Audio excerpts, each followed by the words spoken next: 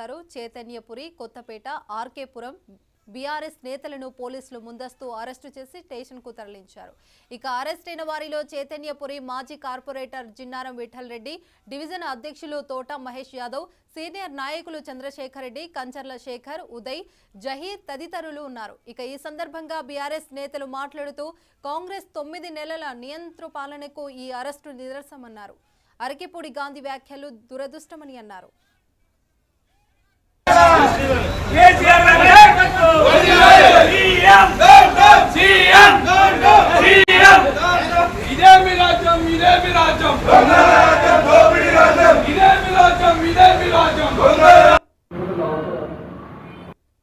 రోజు కాంగ్రెస్ పరిపాలన ఎలా సాగుతుందో తెలంగాణ ప్రజలందరికీ కళ్ళారా చూస్తున్న వైనం.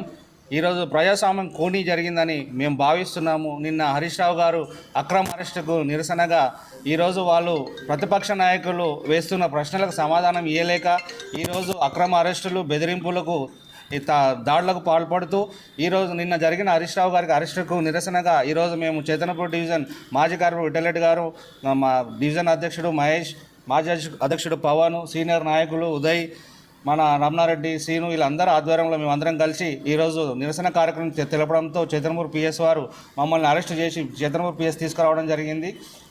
దీన్ని ఖండిస్తూ మేము ఈ అక్రమ అరెస్టులను ఖండిస్తూ గవర్నమెంట్ని హెచ్చరిస్తూ, సీఎం రేవంత్ రెడ్డి గారిని హెచ్చరిస్తూ ఏదైనా పరిపాలన సాగిస్తే మనకు అక్కడ ఏదైనా దాడులకు పాల్పడకుండా ప్రజాస్వామ్యం ఆ ప్రతిపక్ష నాయకులు వేసిన ప్రశ్నలకు సమాధానం ఇచ్చే విధంగా మీరు పరిపాలన చేయాలని కోరుతూ ఈ అక్రమ నిరసనను ఖండిస్తూ సీఎం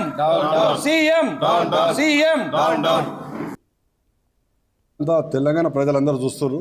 ఈ 9 నెలల పాలన ఏ విధంగా ఉంది, 10 సంవత్సరాల పాలన ఏ విధంగా ఉంది అనేది పబ్లిక్ అందరు తెలుసు. ఏదున్నా కూడా ఈ 9 నెలల మా కేటీఆర్ గారి మీద అటాక్ చేసిర్రు, హరీష్ రావు మీద ఖమ్మంలో చేసిర్రు. ప్రతి దగ్గర అటాక్లు చేస్తుంటే మేము 10 ఏళ్ళు మేము అధికారంలో ఉండి ఎవరి మీద అటాక్ చేసినామా? పాలన అనేది ముఖ్యమంత్రి కేసీఆర్ గారి నాయకత్వంలో పెద్ద ఎత్తున పాలన చేసినాం, అభివృద్ధి చేసినాం, అందరికీ అండగా ఉన్నాం కేసీఆర్ గారు. ఈరోజు ఎక్కడ పోయినా అడుగడుగునా ఇబ్బందులే. రెండు ప్రభుత్వం అడుగుతున్నా నేను ఏంటంటే, కౌశిక్ రెడ్డి గారు ఏమైనా తప్పు మాట్లాడిందా? నువ్వు టీఆర్ఎస్ కడవ వేసుకున్నావు, నువ్వు టీఆర్ఎస్ కడవ నీ ఇంటికి వచ్చేసి జెండా పెడదామనుకున్నాం. నువ్వు టీఆర్ఎస్ఏ కదా ఎమ్మెల్యేవు, నీ ఇంటి మీద జెండా పాత నీకు ఇబ్బంది ఏముంది?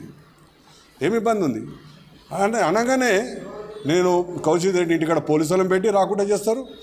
అదే మళ్ళీ నేను వస్తాను పోలీస్ ప్రొటెక్షన్ తోటి వచ్చి ఇంటి మీదకి వచ్చి మహిళలను చూడకుండా వాళ్ళ మామ కూడా సీరియస్ ఉన్నాడు, ఆయన కూడా కొడితే అద్దాలు వలిగిపోయి ఎంత రాళ్లతోడు కొట్టి ఇంత హంగామా చేసి గేటర్ కమిటీలో ఆ విధంగా చేస్తాడు ఒక ఎమ్మెల్యే.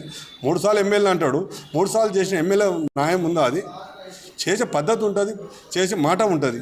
ఏది ఇష్టం మాకు వచ్చిందే చేస్తామంటే మేము కూడా గాజులు పెట్టుకుని ఏం లేవు. మేము కూడా టీఆర్ఎస్ పార్టీకి ప్రాణం ఇచ్చేటోళ్ళం. అవసరం వస్తే దేనికైనా చేస్తానికి సిద్ధమే. పార్టీ కేసీఆర్ గారు కానీ కేటీఆర్ గారు కానీ ఒక పిలిపిస్తే రాష్ట్రం మొత్తం బగ్గుమంటుంది. ఆ శక్తున్న ధైర్యం ఉన్న కేసీఆర్ గారు కానీ కేటీఆర్ గారు కానీ ఆయన నాయకత్వంలో మేము పనిచేస్తున్నాం. ఈరోజు కౌశిక్ రెడ్డి పోతామన్నాడు. నువ్వు కూడా నిన్న పోయినట్టుగా మేము కూడా పోయి జెండా కడవ వేసి షాల్ కప్పి దండ ఇచ్చి బొక్క ఇచ్చి వస్తాం కదా. నువ్వు తీసుకుపోతాం కదా టీఆర్ఎస్ భవన్కు.